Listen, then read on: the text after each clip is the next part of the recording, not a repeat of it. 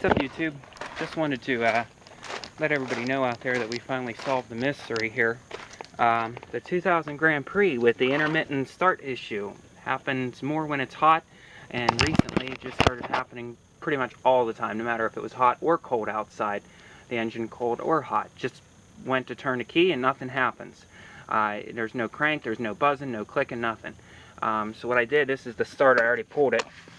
Just for reference, this is a 2000 Pontiac Grand Prix GT 3800 non-supercharged. Brother's down at the auto parts getting a replacement starter for it now. I figured I'll start yanking this thing off while we're waiting for him. But this is the starter. This is the back here. This is the ignition wire here. Whenever you turn the ignition to the start position, it sends electric current from the body control module through here, engages the solenoid and spins us over. What finally I should have did months ago was get under it with a test light and check it. Basically all you have to do to find out if you have a bad ignition switch versus a bad starter with a no crank situation, and you've already checked your battery and all your connections look good. Battery's brand new too, by the way, so I knew that wasn't the problem because it was doing it with the old battery too. You basically find something to ground it to. This little clip here, this little alligator clip on this test light, as you can see here. The reason everybody kept telling me that it was the pass lock and the body control module that was doing it, which is very common on these Grand Prix and Monte Carlos and all these cars, these Grand Ams with the pass lock 3, PK3 pass lock system that they put on these cars. They have a lot of problems with them where they quit reading the key properly. So I went ahead and replaced the ignition switch because the ignition switch was only 3 years old on here. And I was pretty certain that's what it was. And I watched another YouTube video where a guy takes his ignition switch apart and cleaned the contacts and put it back together, and it fixed his quote-unquote no crank issue. Don't do that, guys, because you'll be going down to the auto parts to get a new ignition switch. They're put together with a bunch of these little springs, and they're not meant to be taken apart. So I don't know how and what he did. I don't know if you can see that in this very dark car here, but you see all those little springs there? Yeah, those all popped out of there. That's the other part of the ignition switch cover there. Yeah, don't do that. That guy seriously needs to take that video down because that's bad mojo.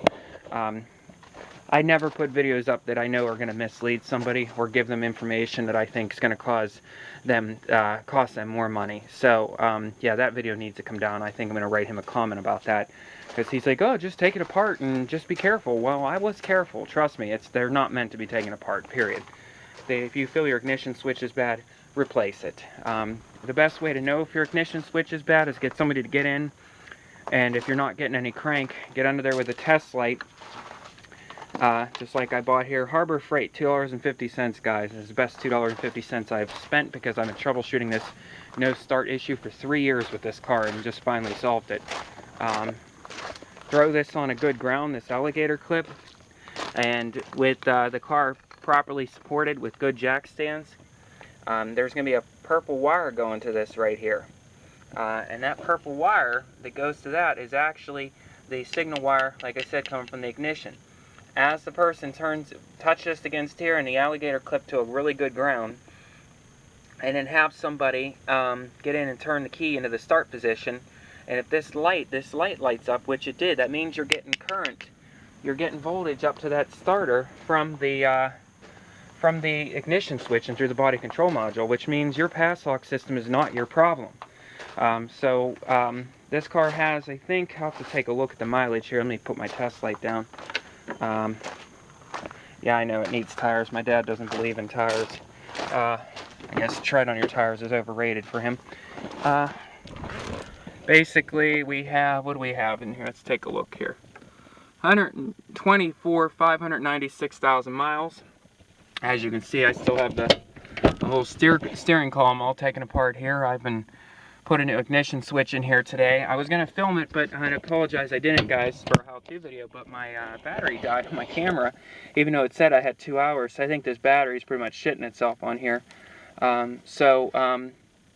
Got all this hooked back up here. Basically, this is this yellow wire, I believe, goes to your airbag. You want to be careful not to nick that because, well, well, yeah, you'll have a good day if you nick that or do some kind of harm to that. There's a chance that this airbag could implode, so you don't want to do that. This is your for your turn signal switch right here. These wires all kind of bundle down there together, and they race down there. I didn't take this metal thing off. If you do take it off, it looks like, I think it's just Phillips head. I don't know, you guys can probably see better than me. Yeah, you can use a Phillips head. I think this is also a 7mm if you want to put it around the hex on there. I recommend using a ratcheting socket on there if you can. It's way easier than trying to use that Phillips head. They can get a little snug on there from the factory and from heat and cool and age, so you'll just strip it out. Just throw a ratchet and a socket on there. I think these are 7mm. There's this piece of foam crap here that just snaps up with these two little snaps. There's one, the other one's laying down here on the floor. This is these little body clip plastic doodads. Oh, here's part of the ignition switch. When I tried taking it apart, there's all the pieces for it. Yeah. Great idea, buddy. Thanks a lot. So now I know he's giving free advice here, but come on. Why would you tell me to take their ignition apart and act like it's so simple? Look at that. Look at that mess. I have no idea how to put them back in there. I don't think anybody would unless you're an engineer that put it together. Oh, here's another one. So yeah, it was an ignition switch, but guess what? I have a new ignition switch now. Just for reference, the ignition switch is actually this part right here. This is the pass lock monitor. This monitor is the key resistance that's inside the key. I also put the original ignition back in, cylinder back in, because there's nothing wrong with that. To release these, what you got to do, let me put you back down here for a minute to give you some little quick tips here. To get your ignition out, what you have to do is you have to actually turn this to the start position, like that. See how I'm putting it in a start position? And then you have to have like a pick. There's a little hole right there. I don't know if you see it by my finger, that hole right there. If you get a little skinny pick and you put it down in there while you're turning this in the on position, it's a two-hand operation.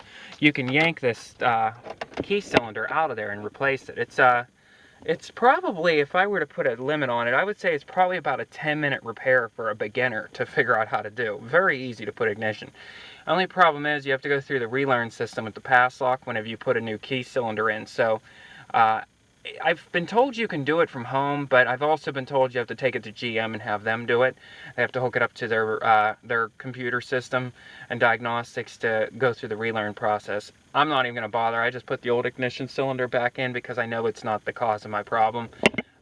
That way that security light will stay out. So, but yeah, and it goes down here, and if you follow the electrical lines here, I don't know if you see that right there, that big block there. There's a bolt that goes to there. I believe it's also 7mm. That bolt is what holds those two pieces together. There are two wire harnesses that crush together there. And you have to slip out the, you see that gray thing in the middle? There's a black one that looks like that on the other side. They go down along the sides of the harness, the harness connector of the actual ignition switch. So they all kind of pigtail together and then slide together into one junction. My suggestion is yeah, take pictures. So looks like Josh is back with the starter, so we're gonna go ahead and put the starter on. I already know that's what it is because we hit it with a hammer and the thing fired right up, and that test light was lighting up when we were turning the key. So another FYI, if you ever get your key stuck with the battery off, there's a little switch under here you can press. It's right under, you press that up, and as you press that up, it'll let you take the key back out. So thanks for watching, guys. I'll update you soon.